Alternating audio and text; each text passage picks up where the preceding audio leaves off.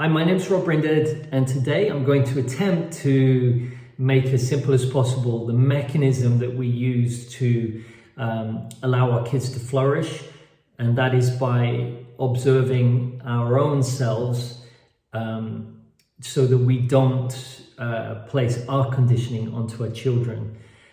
This is extremely counterintuitive, the idea that to enable your kids to be as able as possible, you have to leave them alone and work on yourself.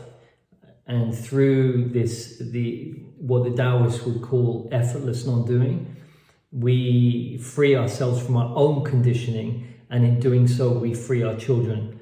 If we try and shape our children to be more able, we make them more unable. I'm going to explain this via a nice framework of the hamster wheel.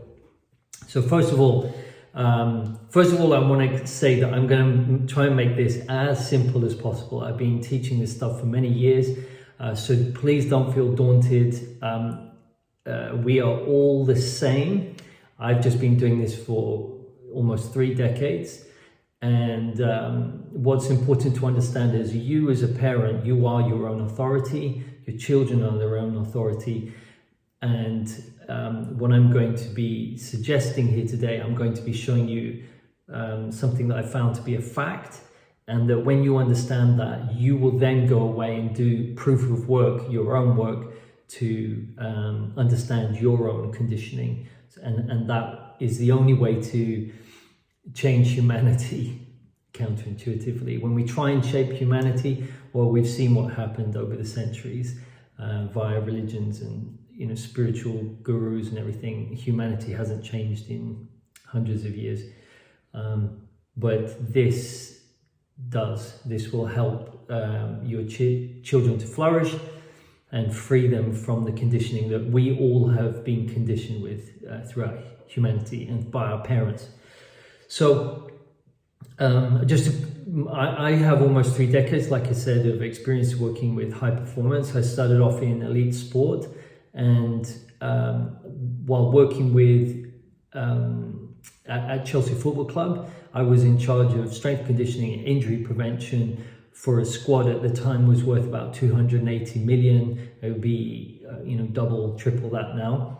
And what I came to understand was, firstly, I started off looking at the physical and how to avoid the risk of them getting injured. So I would categorize them. One of my I don't have many skill sets, but one of them is pattern recognition. I'm really good at seeing patterns. And so what I would do with the athletes, I come to understand that when the athlete was more stressed from a non-physical thing outside themselves, so what I mean outside the club, like something in a relationship, or when they were under pressure in their position, then that would show up in their body. So Carl Jung would always say that your unconscious meets you in your physical. And so I came to understand through experience that when an athlete had pain in his body, I would start to look for non-physical reasons for that. And that was a long time ago, about 25 years ago now. And through many experiences, I've come to understand that I've come to understand that the real gold is found in the non-physical, in the mind. And I've created 2 systems for working with that. One is meditation OS. OS stands for observation of self, or operating system. I was heavily influenced by J. Krishnamurti for that. So I've always been, I stand on the shoulders of giants. I just been influenced by many different people. So I try and say that when I'm talking about my own stuff. So J. Krishnamurti, his quote that's always stayed with me: the highest form of intelligence is being able to observe your behavior without commenting on it.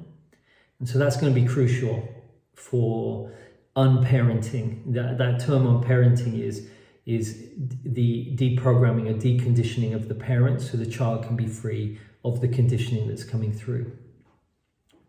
So I've got a lot of experience with this, and that's my background. And now I have a one-on-one clinic that I do on Zoom. I work with clients from all over the world, from billionaires to a mother with children, The reason why I've started to, that I founded with Sylvia, my wife, a place to be, is because I have 2 children, and for me it's the most important thing in my life is to be the best father that I can be. And I've through my own work, I've seen that what I'm going to show you now is the most important thing I can do to allow my child to be free from my own conditioning. And I've seen how close it's, my connection with her has improved so much from doing this work. I've also worked with thousands of parents, and the patterns now are very clear to me. And when they do this, it's transformational, both in the relationship of the partner and with the children. It is the most powerful work that a human can do in my experience. And it is that way because it comes down to just simple truths. I was going to talk about Bitcoin there, but I'm not going to keep it to the hamster wheel. So I'm just going to introduce you to what parents really want. And then on the next video, I'm going to say, what is the problem? So I came in this morning to do this video, and all my pens were on the floor with the tops off, and they've all dried out. But that's, as you know, one of the things that if you have a whiteboard and you have kids, they like to come and draw on it. So I have one pen, which my 6-year-old found out that when you chew the end, it does that, which is good learning experience. And this is the only pen that works. So hopefully it stays good for the whole of the session. So if I draw a circle here, and I'm going to take one behavior. Now, behavior is the conditioning. A behavior is like if your parents told you to clean your teeth a certain way. Let's say, exaggerate, with your arm up in the air, and you were taught as a child to always clean your teeth with your arm up in the air. You would be conditioned that way, and when you're an adult, you walk around with your arm up in the air. So that's an exaggeration, but we're conditioned without meaning to. And this is, I'm going to explain the glitch in how these kind of mind viruses or programming gets passed down inevitably, okay? So I'm going to take one behavior that I see is a very deep behavior. It's able and unable. And I'm going to explain very simply what parents really want, okay? So you as a parent and me as a parent, and I'm pretty sure every parent, what they want is their child to be able, yeah? And so we do everything we can to be able. Some people push their child to be able and forcing them to read and forcing them because they want them to be so able in life. But what inevitably happens is you're making the child unable. So if I was to explain in a simple term, there's something I saw recently, because I always like to use stories of something I've experienced recently. So, and hopefully my father doesn't watch this, but the grandfather was over recently, and he bought a chemical, like a chemist set for my 6-year-old. And so my 6-year-old just wants, it's hers, she just wants to play with it. And if she wants, she can ask for help, but she just wants to do it her way, okay? Which I'm sure you'll recognize. So she feels able doing it that way. If she feels unable, she's going to ask an adult to make her able by helping her. But what my father did was, and I was watching this, as she was doing it, he reached over and said, no, don't, no, Lima, not like that. You have to do it like this. And so he, in his mind, he wants her to be able. He sees that she's unable, And he just wants to make her able. And so he says, no, no, no, not like that. You need to do it like this. So what my daughter experiences is unable. Firstly, unable because he's saying no, no, no, he's talking over her. She experiences unable. And there's a mechanism that kicks in, and I'm getting a little bit deeper on this, but let's just go with it. She could just walk away, flight. Now, she's not at school, okay, but this applies to school completely. You can flight, you can run away, or you can fight. And the middle one is freeze. So I'm watching her, I'm not saying anything. I'm watching my behavior, which is getting triggered because I remember what it was like when I was a little boy.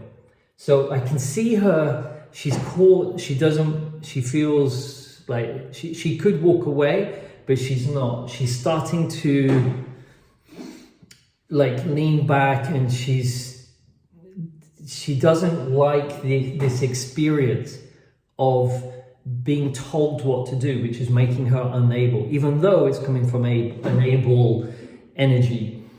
She could fight, but she doesn't know really how to. And so I see her freeze. And by that, I mean, I see her shutting down. I can see her mind going elsewhere. She's sort of not looking so happy, and I'm just observing. Something happened later, but that's another story. But she starts to freeze. Freeze is you can escape. You're escaping, you're shutting down. It's what an animal does when it's being eaten on the plains by lions. It freezes, it goes somewhere else. And so this is a mechanism. All humans do this. I could look at every parent or every billionaire or Olympic athlete has the same pattern, same behavior condition inside of them. So she started to freeze, which was an escape. It's making her able to handle the situation. Now, I knew later that evening that freeze, she was going to explode, and she would, something would happen, she would blow up, and out of the blue, I knew that would happen. So when it did, I just said out loud, oh, this is coming from, because you experience an experience of freeze, and that changed her kind of emotional eruption that later happened. So fundamentally, when we want our children to be able, even the thought, we're going to either say, no, don't do that, or whenever we want to make them able, we make them more unable. If you tell your child, if you say, oh, you need to do it like this, you're taking away their opportunity to be able and learn. And they learn by making mistakes, okay? So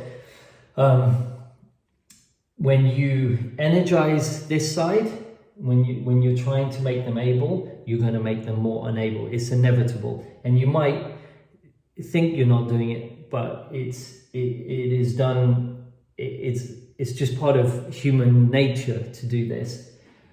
When you allow children to just be, they connect and they go between able and they're unable, and they find a way to be able and unable by being free. And just for, I'm going to say for the fathers, but this will be for the mothers as well, please. I'm just saying it as a father. I like to be able, and I don't like to be unable. And when my children are bouncing on the bed and it's like 8:30 at night, they haven't put their pajamas on or cleaned their teeth yet, I say, okay, pajamas on and clean your teeth. And it immediately goes over here. Like, they're not listening, they're not interested. They're young, they're little kids, and all they care about is the jumping. And I experience, I'm unable. I'm helpless and unable to make them do that. And that triggers my unableness.